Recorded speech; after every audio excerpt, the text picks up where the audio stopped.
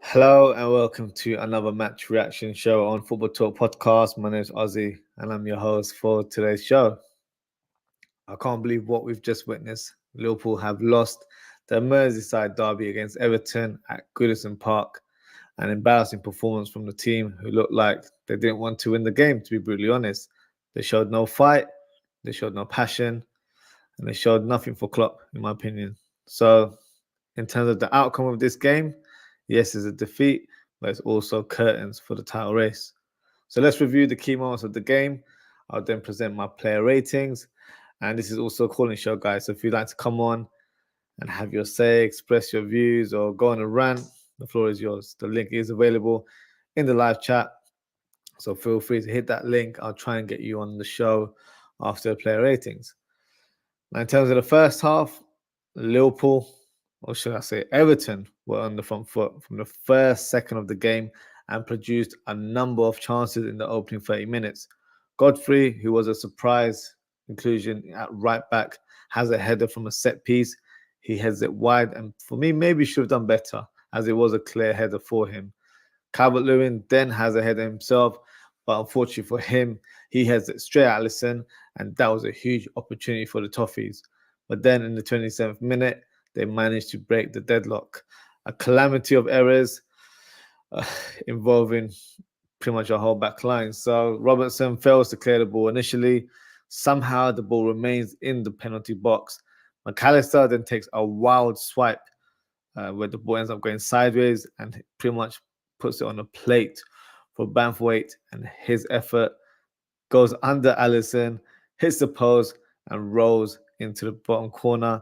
Should I say, so in the bottom corner, rolls into the back of the net, and with Calvert-Lewin trying to claim the goal as the ball is rolling into the goal. Talk about a jammy goal. Pinball effect in terms of how that ball went in. So yeah, ridiculous one to concede. But Liverpool tried to respond and presented a few chances of their own. First was Darwin Núñez. He was through on goal, one-on-one, but his effort was straight at the goalkeeper. Núñez almost becomes provider as he cushions the ball down towards Luis Diaz. He's through on goal, but his shot is smashed right at the goalkeeper. And another huge miss.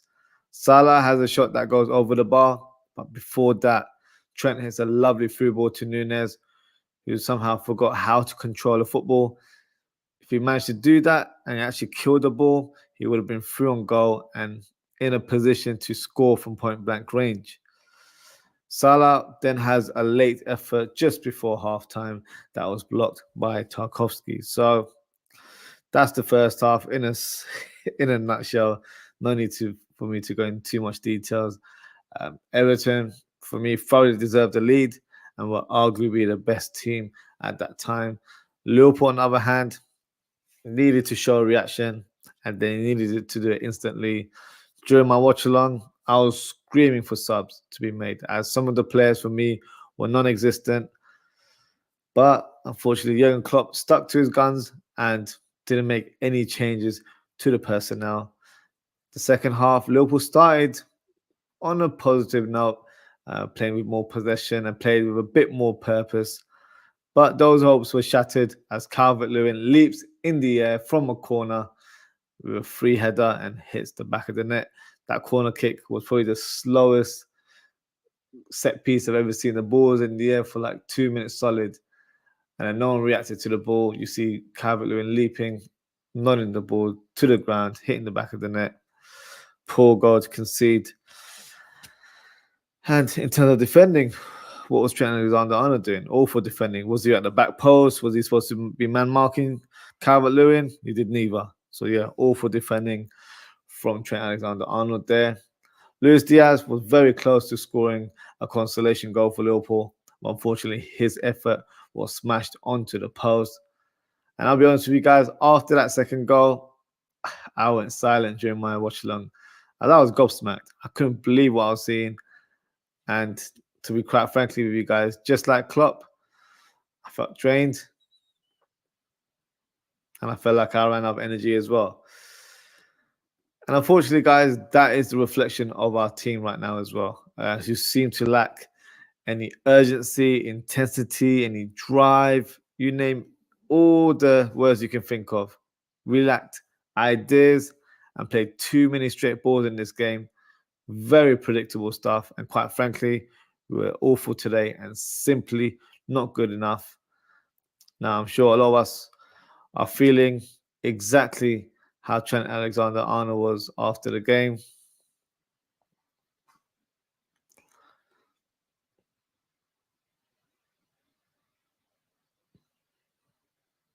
Yeah, looking at the skies and just hiding our face away because I can't believe what I saw today. Not because it was just a Merseyside derby, and obviously it's quite an emotional game, but it's just the manner we lost. It's not what we're expecting to see from Liverpool, and it's a hard one to take, if I'm being brutally honest. Now, it doesn't matter how much of a positive fan you are, because I would regard myself as someone that's always optimistic about my team. But for me, this title race is done for Liverpool, which is a shame, as I wanted us to go out fighting.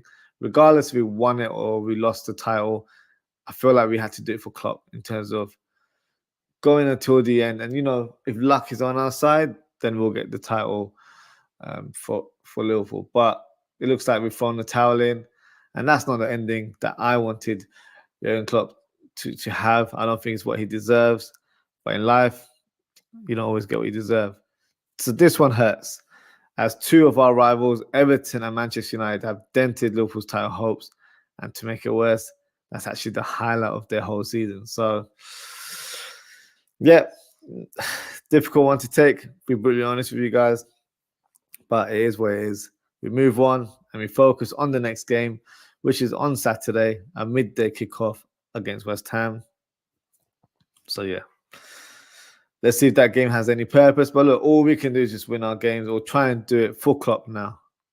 Do it for him in terms of turning up, playing like your life depended on it, because we shouldn't be bowing out the season for Klopp the way we are right now. We're a shadow of ourselves as a team, as individuals.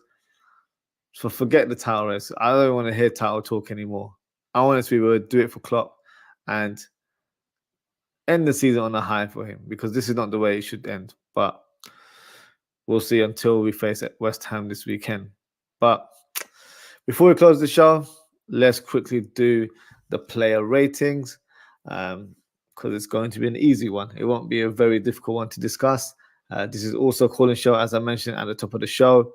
So if you'd like to come on, have a little rant, get things off your chest, hey, Football Talk Podcast is the place for you. The floor is yours. You have the platform to say what you want to say. The link is pinned in the live chat. So what I'll do now is I'll present a graphic, and then we can go through the team together. If you're watching live, feel free to drop your scores for each player. I might be harsh today, but hey, it's how I'm feeling. So you let me know what your scores are. I haven't even placed the players on the pitch. That's how disappointed I am. So let's do it as we go along. Alisson. Generally was okay. He made a couple of saves. They weren't difficult saves, to be brutally honest with you, because they were headers straight at him, to be fair. So you expect a goalkeeper of Alisson's quality to handle that with ease, and he did that. But the goal that we conceded, where there was a pinball effect, the ball went under him, hit the post. I can't say that was completely his fault, but it was a poor effort from his part. So, yeah, not hugely impressed with his performance today. So my score for Alisson, I'll give him a 3 out of 10. Now the next player we'll put on, Robertson.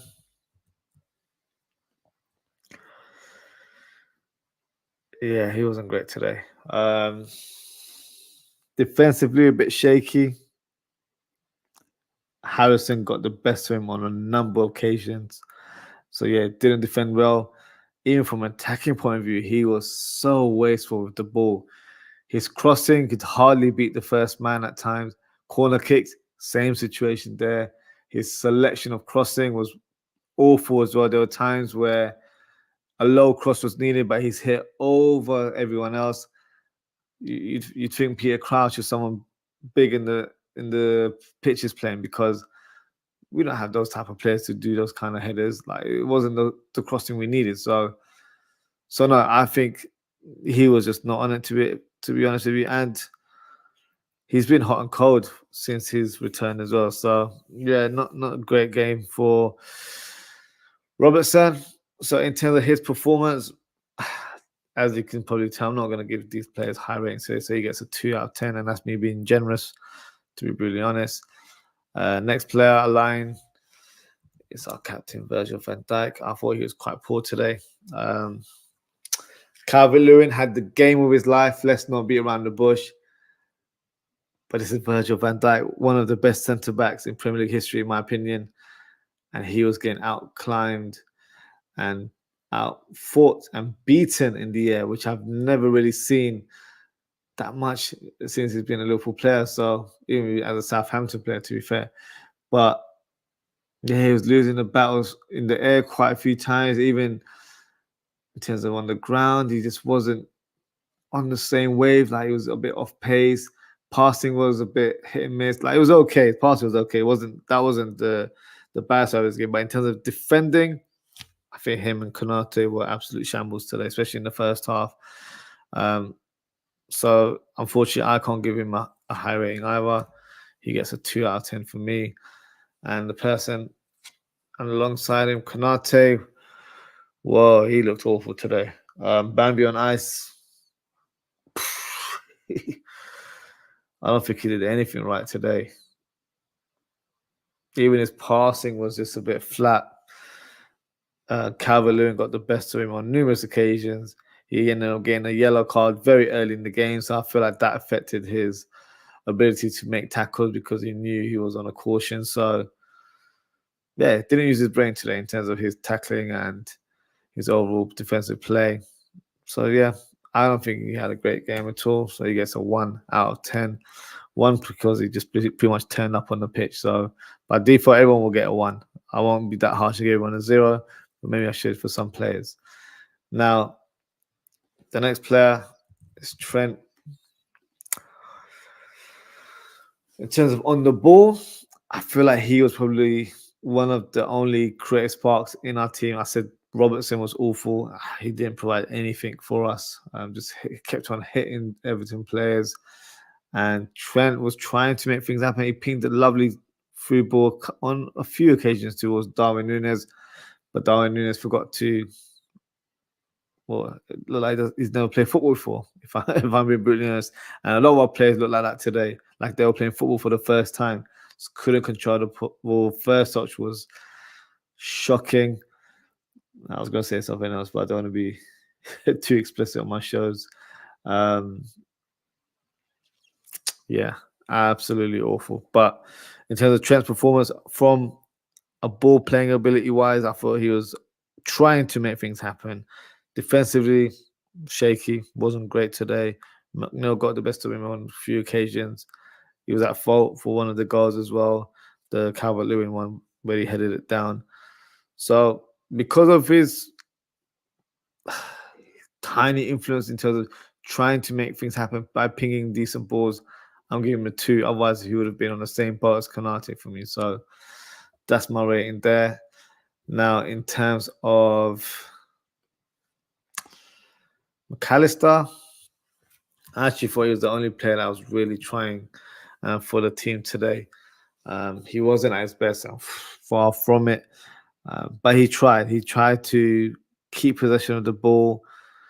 I wouldn't say he tried to dictate play much, because I think he was doing a lot of sideways passes. He wasn't positive in his approach. Normally, he's stringing passes from the forward rather than sideways or backwards. So if he was doing forward passes, then it would probably change the approach of our team and maybe create openings. But at the same time, the movement from our 2 number 8s wasn't there, non-existent. They probably should have sat on the bench, because they didn't have any influence in that game whatsoever. Up top, Diaz was on the byline. Salah was somewhere. Núñez was everywhere, but not for the right reasons. So he didn't really have good movement in front of him. So which is probably why he just ended up playing more cautiously and just did sideways passes everywhere. So So no, I think he had an okay game, but to his standards wasn't great. So I'll give him a 3 out of 10. The next player, Curtis Jones. Oh, what do I say about Curtis Jones?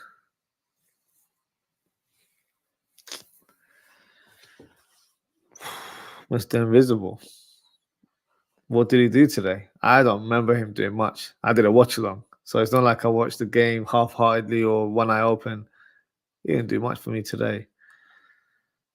Dribbled the ball a few times, made a few passes here and there, but no impact whatsoever, no input whatsoever.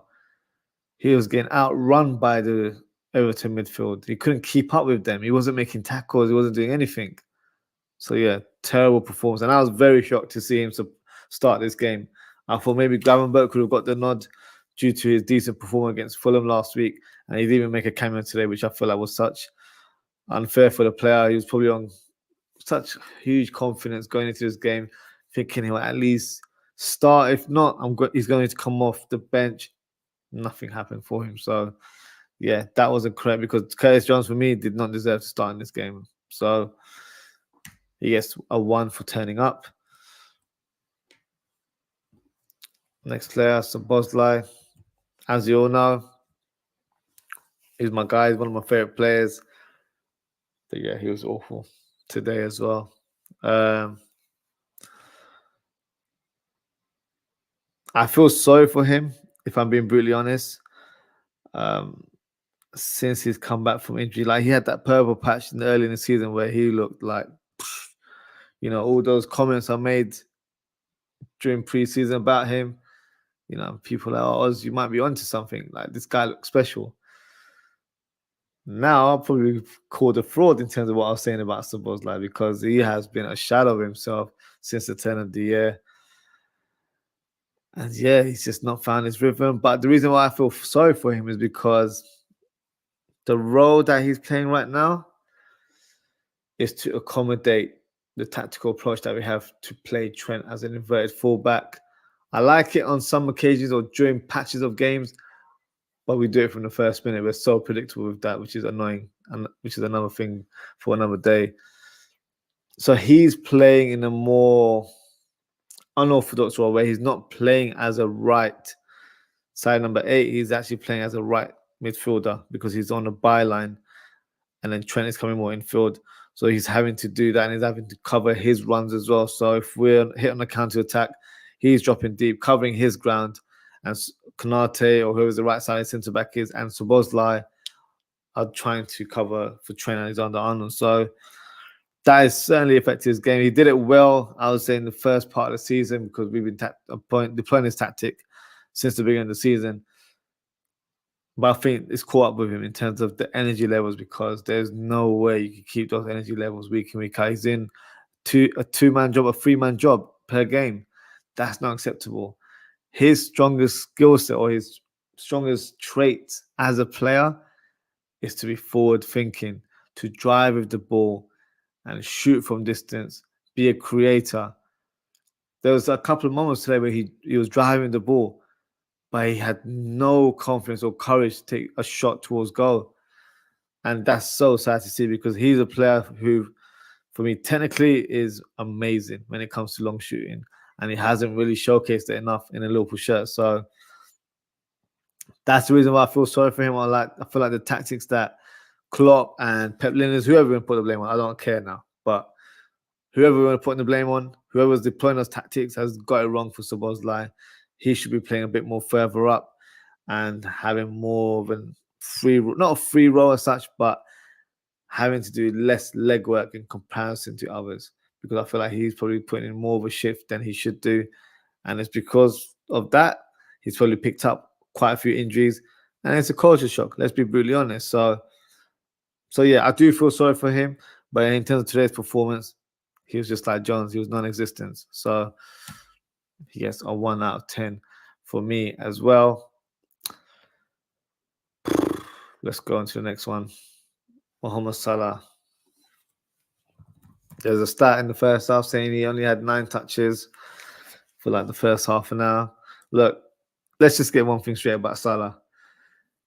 He's not that player anymore that's going to have the ball for a lot of the time in the game. He's not there to be playing or being involved in the build-up play. He's a finisher, he's a killer in front of goal, whether it's him threading in the perfect through ball or finishing efforts on goal. That is his sole purpose in the team right now. So he's not going to be involved in the build-up play. That's why you've got Trent being inverted fullback. That's why you've got Szoboszlai playing right midfield, like I just mentioned, because they're covering ground for Trent, but also allowing Salah to come a bit more infield. So it creates like a triangle on that right-hand side. But it's a triangle where the players are in the wrong positions, in my opinion. But that's another discussion for another day. And he had a couple of shots in the first half. One got blocked, one he ballooned in the air. He ballooned another one in the air in the second half. He just wasn't on it at all. I'll probably just give him one kind of justification. I feel like he was very frustrated with Núñez today. Núñez's run and his first touch was shambolic. I'm trying to be polite. I'm trying to keep it PG here because, yeah, awful first. You know, people say Lukaku's got bad first touch. I think Núñez is matching him by a country mile. Probably beats him, to be fair. So no. In terms of Salah, I'll give him a 1 out of 10. And look, I don't want it to be, to come across that I'm being reactionary and I'm talking out of emotion because we've lost against Everton. Something's not right with Salah. He's looked a bit off in terms of his form. I kind of feel like he looks a bit distracted. Now, I'm not trying to stir up anything. Maybe he has his eyes on leaving the club at the end of the season. That's the kind of gut feeling I have. I don't know if he will be a Liverpool player next season. I think he might move. I thought it would have been a thing where he continued to play for Liverpool to break more records. But from what I've seen of the second half of the season, he doesn't seem to have that drive anymore. And I think that's probably come down to Jurgen Klopp's announcement that he's leaving the club. Because I think Jurgen Klopp gives him that ammunition to do what he needs to do on the pitch. And when that person's leaving, I feel like it's a void in terms of his motivation and for him to play to his level. So I feel like he's probably ready to go, just like Klopp, and maybe go to Saudi Arabia and test the waters there. I'm not saying that's what I want. That's what I foresee right now. That's how I think it will pan out in the summer. Hopefully I'm wrong, but that's what it looks like. I feel like since that announcement, his form's dipped. It's no coincidence. That's just what I'm thinking right now. So yeah, in terms of his performance today, not great at all. Up top, Darwin Núñez. Oh, what do I say about Darwin Núñez? Can I be honest, guys? I've lost patience with him. And I regard myself to be a very patient person. I don't think he's good enough to be a Liverpool striker. He's not good enough to be Liverpool number 9. He's been playing for Liverpool for 2 years now straight. And in terms of his improvement since he's come here, what's really improved? Like, let's look at his overall picture or overall profile since he's joined. The numbers may have improved this year. His link-up play improved for a certain patch of games, I would say. And he was showing a bit of intelligence in his gameplay and his movement. But for some reason, it's all gone. So, depending on who the new manager is, you have to say his future is up in the air. Because if they've watched how Núñez has performed this year, they might not want him in the team. So, look, for me, in terms of his performance today, I won't talk about his future too much. But yeah, I think it's a debate for another day. But today's performance, awful. His first touch, I've said it 2-3 times now, but I can't forget how bad his first touch was. There was 2 through balls where Trent hit it from deep. All he had to do was control the ball, create half a yard, shoot. He would have had the whole goal to aim at. He had the opening to do so, but he couldn't control the football. One of the passes went through his legs, hit the defender. It came back to him, and he still miscontrolled it. Literally, he was playing like he's never played football before. And for a player that is playing for Liverpool Football Club, you might as well ask me to play for that team.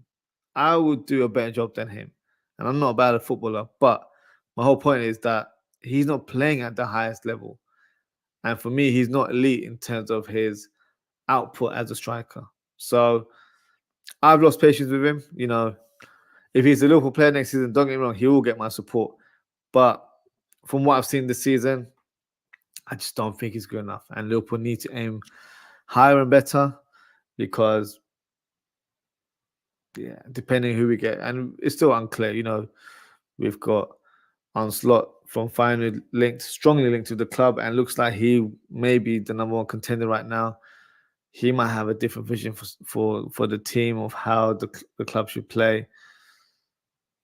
So, in terms of the transfer market, we need to make sure we recruit very well, because if we don't, we'll be in a transition period for a long time, because there's teams improving around us and we might get left behind. But look, let me not go too left in terms of what we're talking about. In terms of his performance today, I would actually give him a 0, but I have to give him 1 because he turned up. So, and he tried to kick the ball today. So I'll give him 1 for effort. But yeah, he was awful for me, in my opinion. And the final player from the lineup, Luis Diaz. The only positive spark from our team, to be brutally honest with you guys. Attacking that byline constantly from first minute to the end. He was trying his best. He was trying to make things happen. Almost scored in the second half where he smashed the post. I feel like he should have scored in the first half. If I'm gonna, give it to Nunes, I've got to give it to Diaz as well. Should have buried it in the first half, in my opinion, as well. So these are the little details that are costing us winning games. Because if these two players were on song, we would have grabbed the win today. We would have grabbed the win against United. Like, these are the games that are defining moments of you becoming champions. We're not playing like a team that should be champions. So just because we support Liverpool Football Club doesn't mean we're entitled to say Liverpool should be champions. Right now, we don't deserve to be champions at all. We have not shown that form in the last few weeks. And this is always that crunch time for Liverpool where we've always fallen short, unfortunately. And it hasn't changed. Let's be brutally honest. So back to Diaz in terms of his performance, I thought he was really positive, really did his best, worked his socks off. And I thought he was the best player on the pitch. And probably the only player that I feel like, I don't want to say he can walk off the pitch with his head high, but at least he can walk off the pitch knowing that he tried his best. Because the others, I don't think they did. So for his rating, he gets a 5 out of 10. Easy in terms of who the man of the match is. It obviously goes to Luis Diaz because he's got the highest number. So just let me label who the captain is. And then, yeah, that is my man of the match. Doesn't get a 6, he gets a 5. Don't know why it changed, but yeah, that's my rating. Drop a comment and let me know what you guys think as well. Have I been harsh? Am I acting emotionally in terms of the scores just because we lost? Hey, drop a comment, feel free, and let me know what you guys think. Before we wrap up, I will add the substitutes. Not that they had much impact on the team. So let's bring them on. So you've got Elliott on for Jones, and I'll place the players in the correct positions very shortly. Then you've got Endo for OZZWRLD.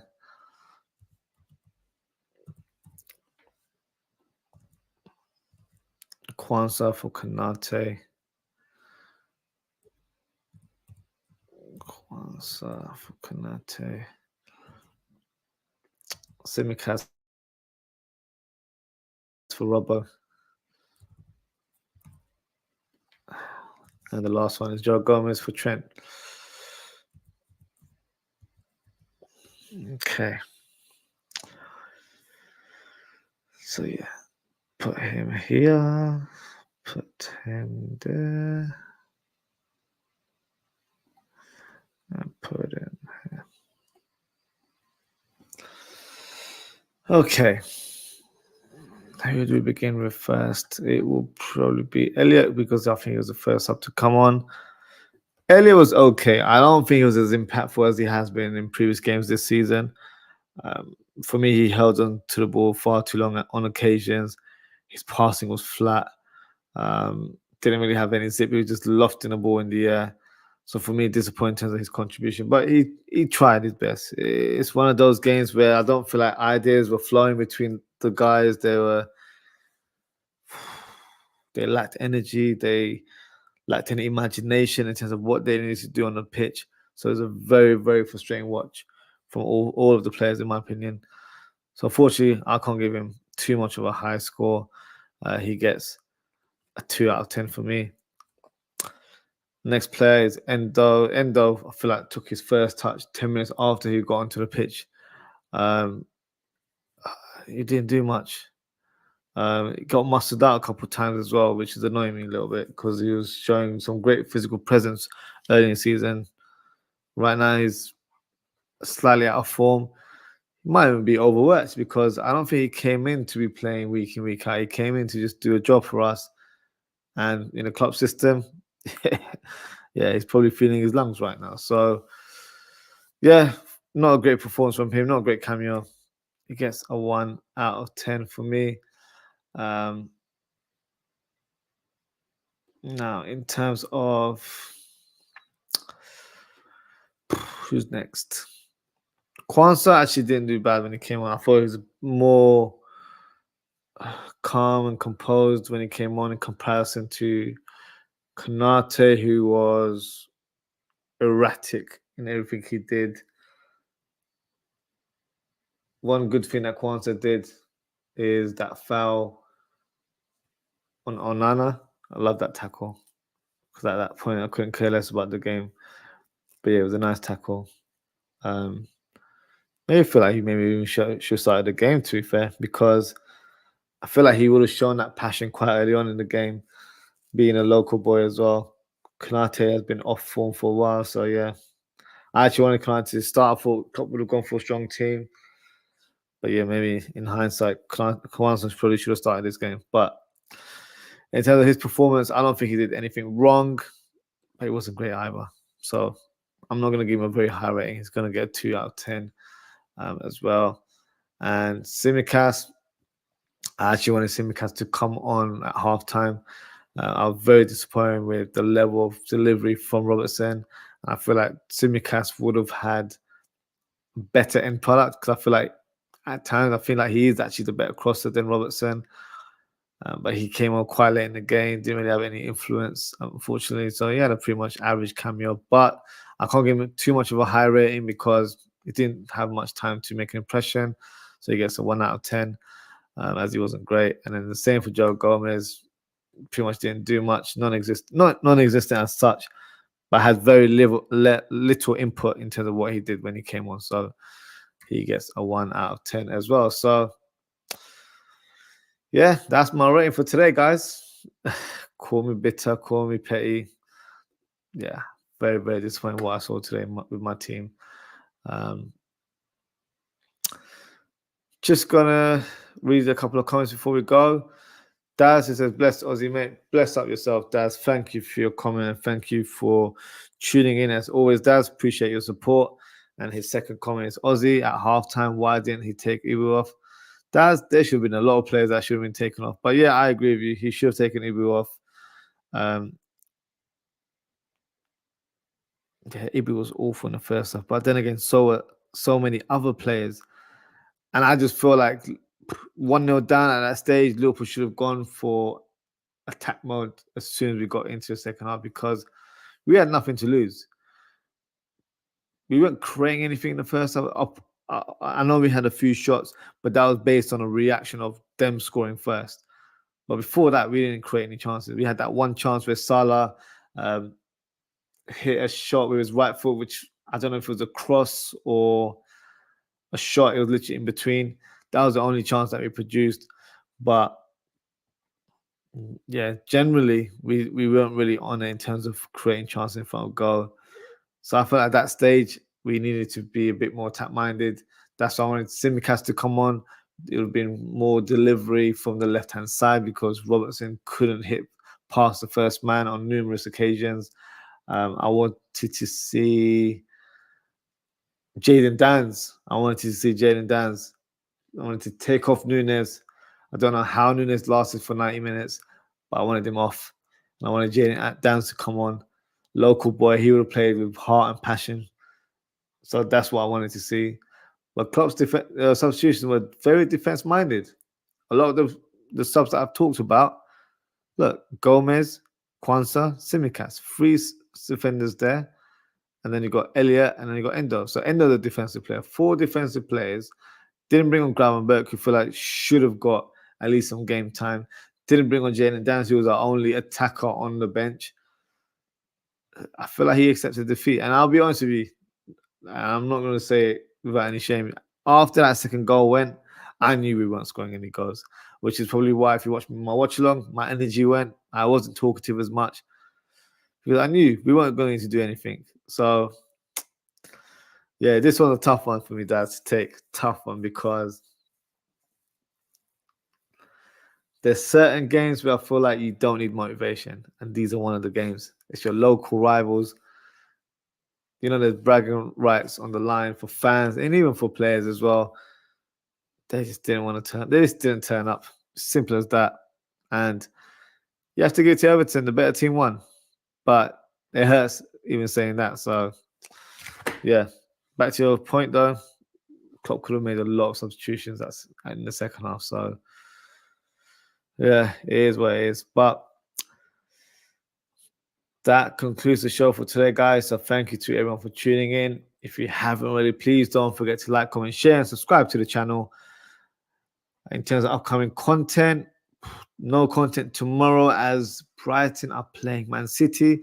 So that will be the last game of Match Week 34. So I'll be back on Friday with the Premier League Match Week 34 review.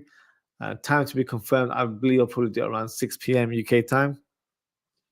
And then I'll also do match preview of West Ham versus Liverpool straight after the Premier League Match Week 34 review. So it'll be a back-to-back show. So that'll probably be around 6:30 p.m. UK time tomorrow. And then on Saturday, I don't know if I should, but I'm scheduled or I've pinned it down that I will be doing a watch-along of West Ham versus Liverpool. It's an early kickoff, guys. It's midday kickoff. So I'll probably try and log on around 12:20, talk to you guys about the lineup. Match starts at 12:30. It's at West Ham Stadium, so it's an away fixture. So fingers crossed we get the 3 points.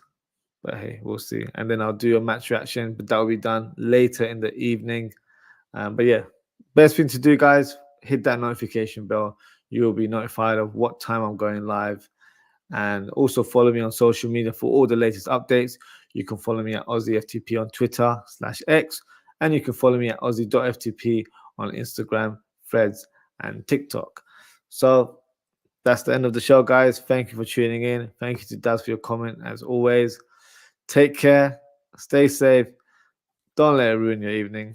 You know, it's Liverpool Football Club. This is what we go through sometimes as fans. And yes, I hope to see you all on Friday. Goodbye.